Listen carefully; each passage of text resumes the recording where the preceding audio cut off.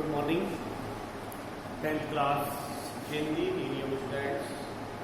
Most welcome in this video. देखिए बेटा, कल हम बात कर रहे थे गोलीय दर्पण से संबंधित परिभाषाएं। उन परिभाषाओं में आपने कल पढ़ा ध्रुव, वक्रता केंद्र, वक्रता त्रिज्या, मुख्य अक्ष, मुख्य फोकस, फोकस दूरी और द्वार। ये सभी टॉपिक आपने कंप्लीट किए। डायग्राम भी आपको समझाया। आज की वीडियो में मैं एक नया टॉपिक देता हूं और वो हम पढ़ेंगे गोलीय दर्पण से कार्तीय चिन्ह परिभाषा। देखिए, गोलीय दर्पण से कार्तीय चिन्ह परिभाषा।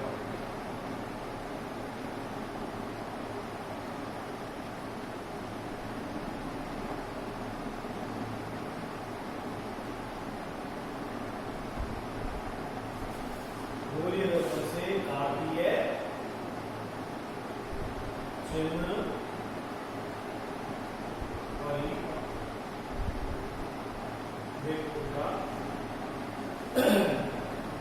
गोलीय दर्पण से परावर्तन की घटना समझने के लिए, क्योंकि गोलीय दर्पण चाहे अवतल हो या उत्तल हो, उनके द्वारा परावर्तन की घटना होती है। परावर्तन का मतलब कि जब कोई प्रकाश की किरण एक माध्यम से चलकर जब दूसरे माध्यम में जाती है तो उससे टकराने के पश्चात वो अपने पथ से विचलित हो जाती है। नहीं, अपने पथ से विचलित नहीं होगी, वो टकराने के पश्चात अपने माध्यम में ही वापस लौट आती है। इस घटना को कहते हैं प्रकाश का परावर्तन।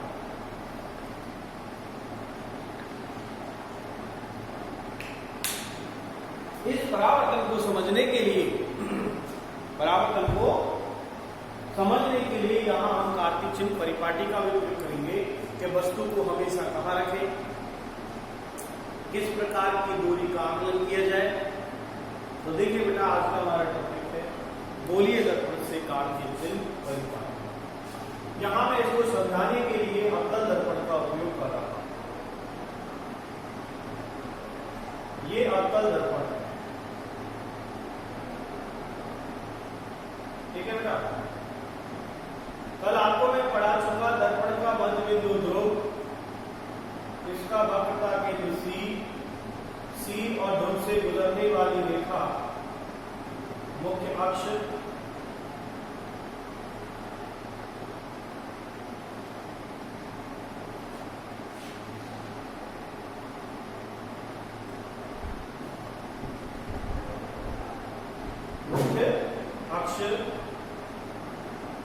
वक्रता केंद्र सी और वो के बीच की दूरी होती है l। मेरे पास ये अवतल दर्पण है।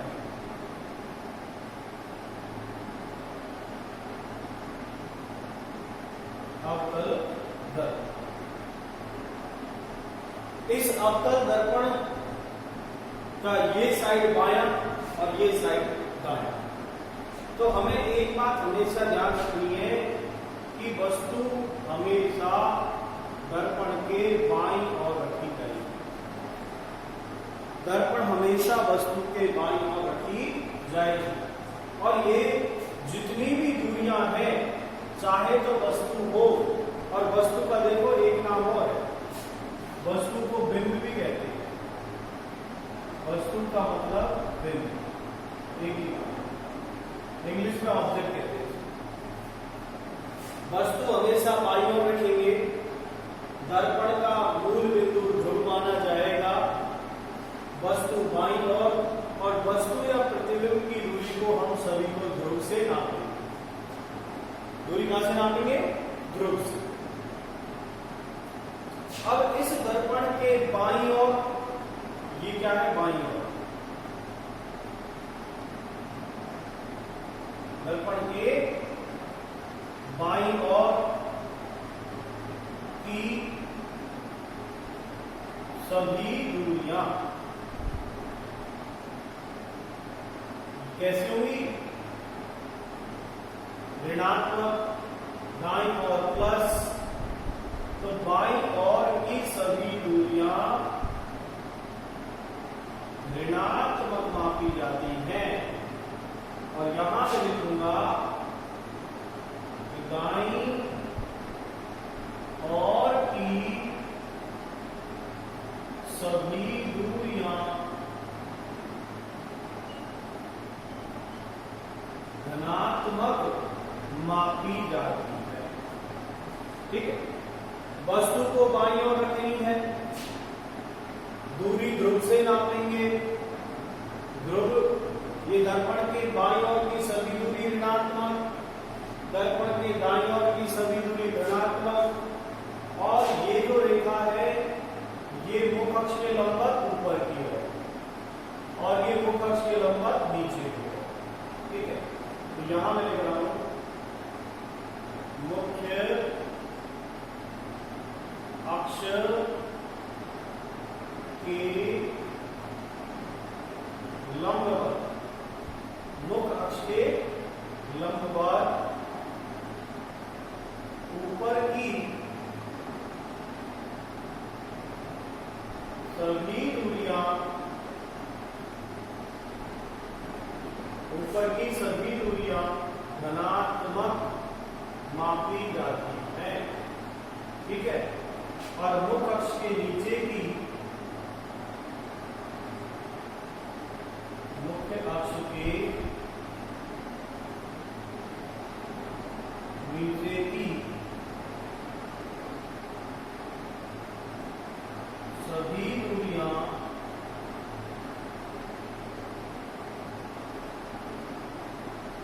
ऋणात्मक मापी जाती है। तो ये गोलीय काटी के चिन्ह है कि जो भी प्लस की दूरी ऊपर की ओर और नीचे की ओर माइनस। अब इसको याद रखने के लिए आपने गणित में निर्देशांक पढ़े हैं क्या? ग्राफ जब बनाते हो तो आपने देखा होगा ये मूल बिंदु है, इसके बाईं ओर की दूरी प्लस, वो माइनस, दाईं ओर की प्लस, ऊपर की प्लस और नीचे की माइनस। बस ये ध्यान रखना। देख लो इसमें, देख लो, बाईं ओर माइनस, दाईं ओर प्लस, ऊपर प्लस, नीचे माइनस। देख लो, इस तरह आप इसको देखें एक बार पूरे डायग्राम को, और डायग्राम को बनाएं। जो आपको दिख रहा है इसमें सामने, देखो बिल्कुल इस पर चित्र में नजर आ रहा है आपको, और जैसा नजर आ रहा है वैसा ही आपको लिखना। कैसे लिखेंगे? डालिए, इसमें पहले परिभाषा लिखा देता हूं। परिभाषा लिखिए, गोलीय दर्पण से, गोलीय दर्पण से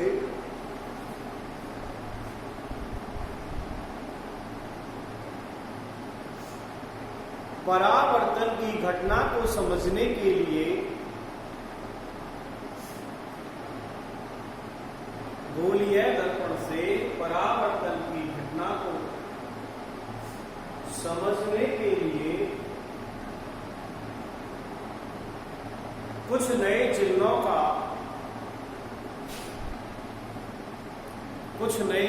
का प्रयोग किया जाता है।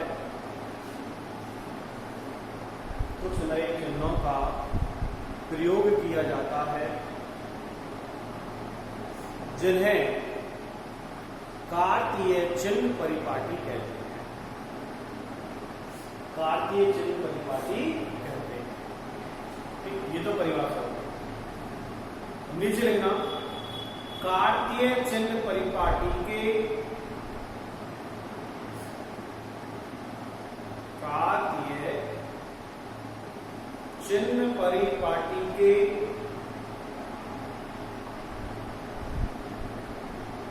मुख्य बिंदु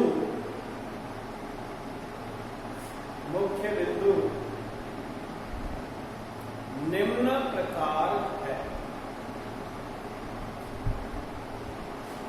काटिए चिल्ल परिपाटी के मुख्य बिंदु निम्न प्रकार है।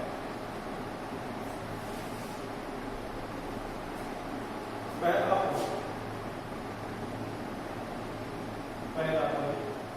गोलीय दर्पण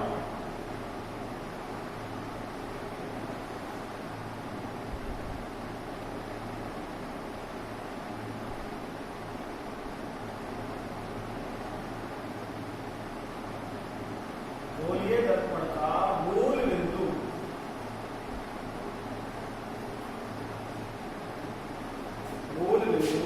ध्रुव माना जाता है। ध्रुव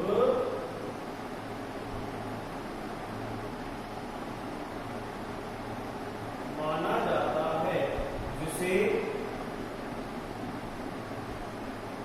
ओ से व्यक्त करते। दर्पण का मूल बिंदु क्या माना जाएगा?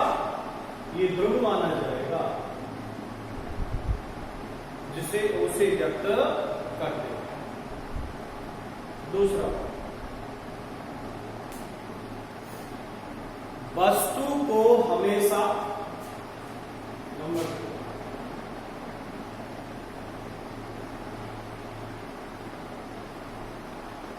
वस्तु को हमेशा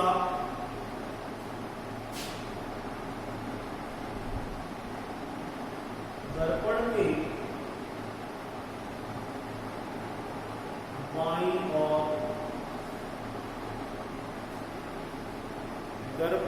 वस्तु को हमेशा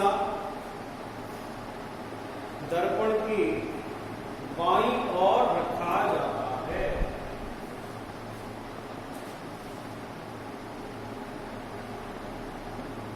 और देखो बेटा, हमेशा याद रखने वाली बात है, जब भी यदि हम दर्पण की सहायता से कोई प्रतिबिंब बनाए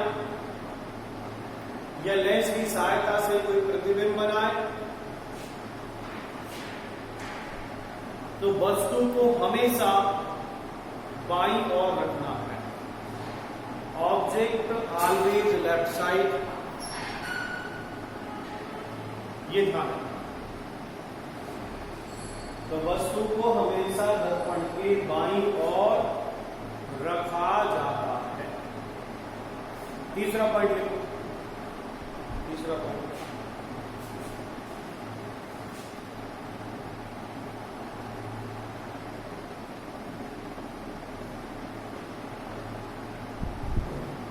लिखिए, दर्पण की सभी दूरियों को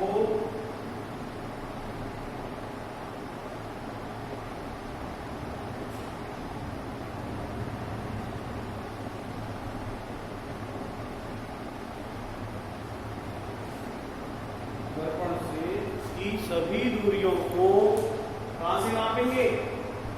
ध्रुव से।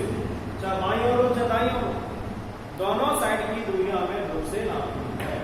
तो लिखो, दर्पण की सभी दूरियों को ध्रुव से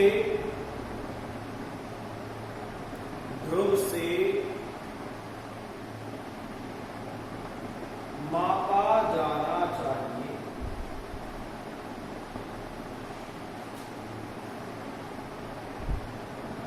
ध्रुव से मापा जाना चाहिए।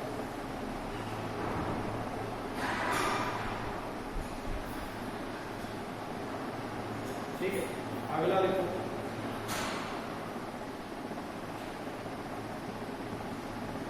आप देखो, इस दर्पण की जो बाईं ओर की दूरी है, मान लो वस्तु यहां पर रख दी, यहां रख दी, यहां रख दी, कहीं भी रखो, तो दूरी तो आपको बाईं ओर की नापनी है। वस्तु बाईं ओर होगी, बाईं ओर की दूरी ऋणात्मक होगी, इसका मतलब बाईं ओर की दूरी ऋणात्मक।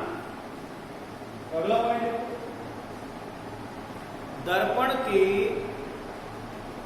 बाईं ओर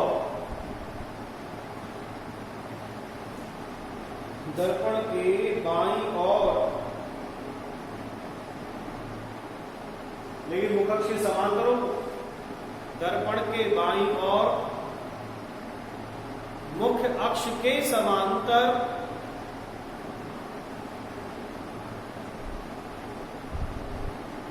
दर्पण के बाईं ओर मुख्य अक्ष के समांतर सभी दूरियां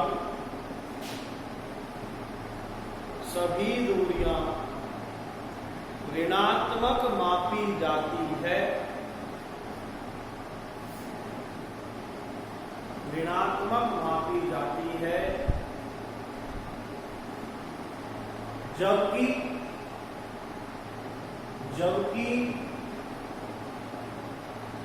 दर्पण के बाईं ओर दर्पण के दाईं ओर, सॉरी बायां तो ले लिया आपने, दायां, जबकि दर्पण के दाईं ओर, राइट साइड, दर्पण के दाईं ओर की सभी दूरियां, दर्पण के दाईं ओर की सभी दूरियां धनात्मक मापी जाती है।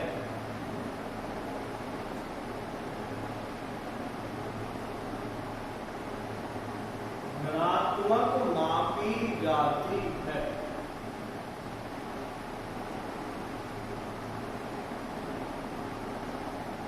ठीक है, तो बाईं ओर की ऋणात्मक और दाईं ओर की धनात्मक, निर्धार से भी समझो, इसके बाएं ऋणात्मक दाएं। अगला पॉइंट लिखेंगे आप देखो ऊपर नीचे की बात, और ये ध्यान रखना, ये जब आप सवाल करोगे दर्पण से तब ये पूरे चिन्ह काम आएंगे। मान लो आपको वस्तु की दूरी प्लस में दे रखी है, तो यहाँ चिन्ह से माइनस लगाने होगी। अगला पॉइंट, मुख्य अक्ष के लंबवत, मुख्य अक्ष के लंबवत ऊपर की सभी दूरियां, मुख्य अक्ष के लंबवत ऊपर की सभी दूरियां धनात्मक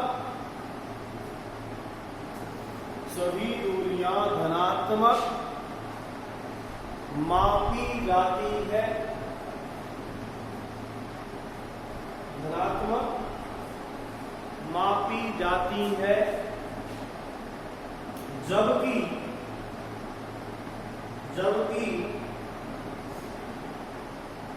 मुख्य अक्ष के नीचे लंबवत,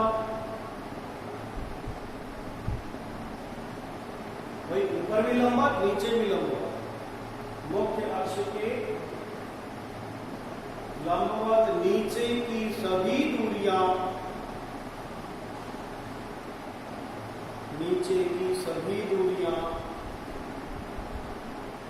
ऋणात्मक मापी जाती है।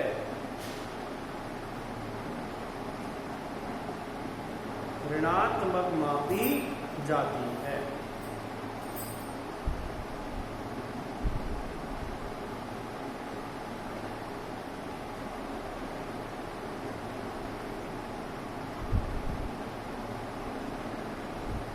ठीक है, तो यहां बेटा हमने गोली दर्पण से जो काटे चिन्ह पर काटे उसके मूल बिंदुओं की बात की, मुख्य बिंदु कौन से उनकी बात की। यदि हम उत्तल दर्पण लेंगे तब भी नियम तो यही होगा। उत्तल दर्पण लेने पर भी, अवतल दर्पण लिया है, दर्पण उत्तल लेंगे तब भी आपको नियम यही है, वस्तु आपको बाईं ओर रखनी है, बाईं ओर की दूरी ऋणात्मक है, दाईं ओर की धनात्मक है, ऊपर की धनात्मक, नीचे की भी ऋणात्मक। ठीक है, अब इससे यह सिद्ध हो जाता है कि देखो वक्रता केंद्र इधर होता है, फोकस इधर बनता है अवतल दर्पण, तो अवतल दर्पण के वक्रता केंद्र की दूरी ऋणात्मक, अवतल दर्पण की वक्रता त्रिज्या ऋणात्मक, फोकस दूरी ऋणात्मक होती है सदैव। ये आपको जानने वाली बात है कि कार्टेशियन पद्धति से देखें तो अवतल दर्पण हेतु वस्तु की दूरी हमेशा ऋणात्मक होगी। इसी प्रकार फोकस दूरी एवं वक्रता त्रिज्या भी सदैव ऋणात्मक। अवतल दर्पण में जब हम प्रतिबिंब दर्पण के सामने बनता है, क्योंकि अवतल दर्पण में परावर्तित किरण लौट कर आ जाती है, अवसारी दर्पण है, तो प्रतिबिंब सामने बनता है, उसकी दूरी भी ऋणात्मक आती है। प्रतिबिंब दर्पण के पीछे यदि बनता है दाईं साइड तो वो दूरी धनात्मक आती है। तो यहाँ देखिए हम इस प्रकार इस पद्धति से चिन्हों के बारे में जानकारी करके और बता सकते हैं कि वस्तु की दूरी, प्रतिबिंब की दूरी। जब हम प्रतिबिंब निर्माण करेंगे तो चिन्ह परिपाटी का भी ध्यान रखना होगा।